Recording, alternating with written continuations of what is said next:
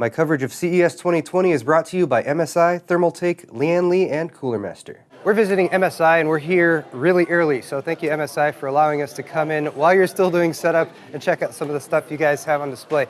We're going to talk about some of the components and monitors that they're working on, but before any of that, I got some laptops here, and this is a really cool prototype laptop that they have going on, which is basically 3D without the requirement of glasses or anything special. MSI is calling this simulated reality for now, but basically it's got eye sensors that see your eyes and track your eyes, so it's only going to work for one person at a time. But if you position yourself in the proper location in front of this monitor, and you guys can't see this at all at home, but the 3D image pops out, so it's like it's floating here above the keyboard.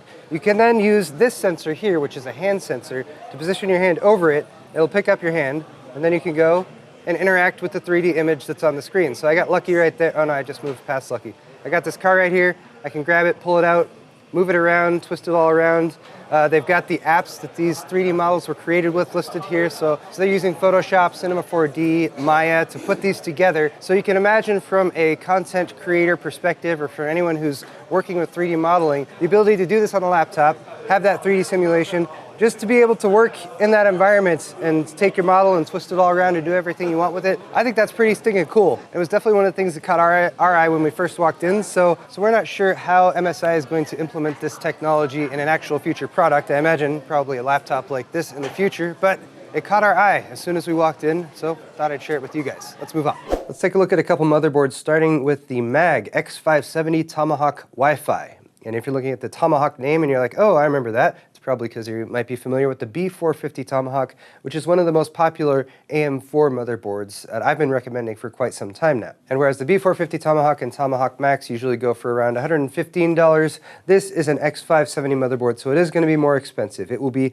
sub $250 according to MSI, but it does come with some features that the B450 version lacks. Of course, it has X570, so that means you get access to PCI Express 4.0, but then you also get integrated Wi-Fi 6 as well as a 2.5 gigabit Ethernet adapter. It has a fixed I/O shield, and it has a bit of an updated design, a little bit more subtle than the original Tomahawk, with a black and silver aesthetic overall. I think it looks pretty nice. The one thing that I think it's missing is a USB 3.2 Gen 2 front panel header, but I told MSI that, and who knows, maybe they'll come up with a new variation of this in the future that includes it. Next to that, they had the MEG X570 Unify, and this is a motherboard that actually has already been out, but I haven't touched on it much, so I thought some of you might be interested because this is a blacked out motherboard. It has no RGB lights on it at all. In fact, it comes with almost no lights. There's a little bit of lighting around the audio traces. But for those of you who are sick of the RGB trend and who are looking for a higher end X570 AM4 motherboard, this one's going to be around $300, has a fixed I/O shield, and has some nice features that I like in a higher end motherboard, such as external BIOS and CMOS buttons, debug LED, surface mounted power and reset buttons, as well as that lovely USB 3.2 Gen 2 header.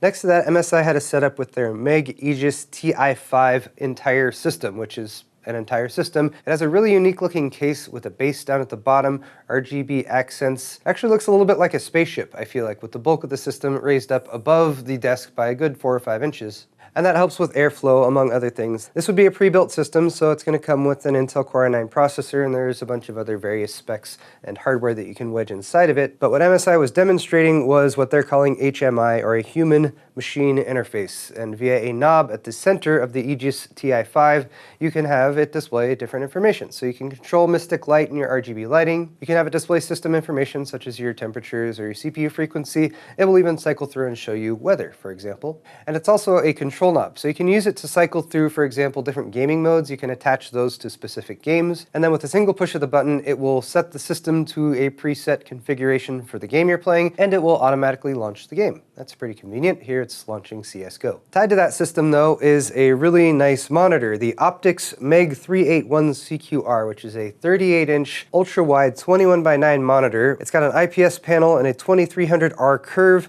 and its resolution is 3840 by 1600, so a bit higher than your typical 1440 ultra-wide. It features 144 Hz refresh rate, 1 millisecond response time, and it is Display HDR 600 compliant. It has some features we've seen in MSI monitors before, such as the 5 light bars at the bottom of the monitor, and you can use those to tie into games you might be playing, so they might light up red if you're taking damage or something like that. And then on the lower left, it has another of the HMI interfaces, so it's got a little control knob with an OLED display.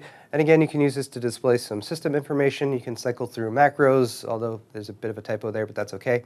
And it's easily controlled via a simple knob that you can rotate or push to push. We have one more monitor that MSI was showing off. This is the Optix MAG3402 CQR, which is a 3440 by 1440 ultra-wide display, 144 Hz refresh rate, 1 millisecond response time, great specs for gaming. And the unique feature here is that they're sourcing the panel from Samsung, and as a curved monitor, it is extra curved. It's a 1000R curve on this, and MSI says it is the first 1000R that is available on the market. So they were able to integrate that Samsung panel into a monitor the quickest, and it's a pretty impressive looking monitor. I don't know if you're into curved monitors. I don't recommend curved TVs. Curved monitors I think are okay, and if you do like that wraparound feel, it definitely has that wraparound feel. And the last product I wanted to show off here is the Lightning RTX 2080 Ti. I got the chance to work with the original Lightning RTX 2080 Ti a few times earlier this year, actually last year in 2019.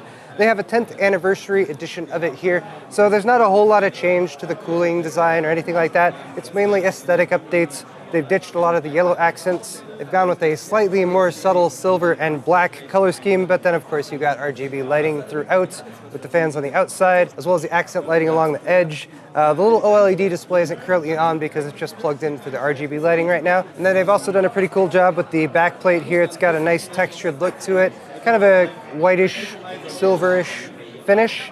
And then you got a bit more RGB lighting there on the back as well. Very cool looking card for those of you with deep pockets who are still looking for an RTX 2080 Ti. But that's going to do it for my coverage here at MSI. A huge thank you to MSI for sponsoring my CES 2020 coverage, as well as my other sponsors, Cooler Master, Lian Li, and Thermaltake. I'll be back with more coverage real soon. Thanks for watching, guys. Hit the thumbs up button on your way out. We'll see you in the next one.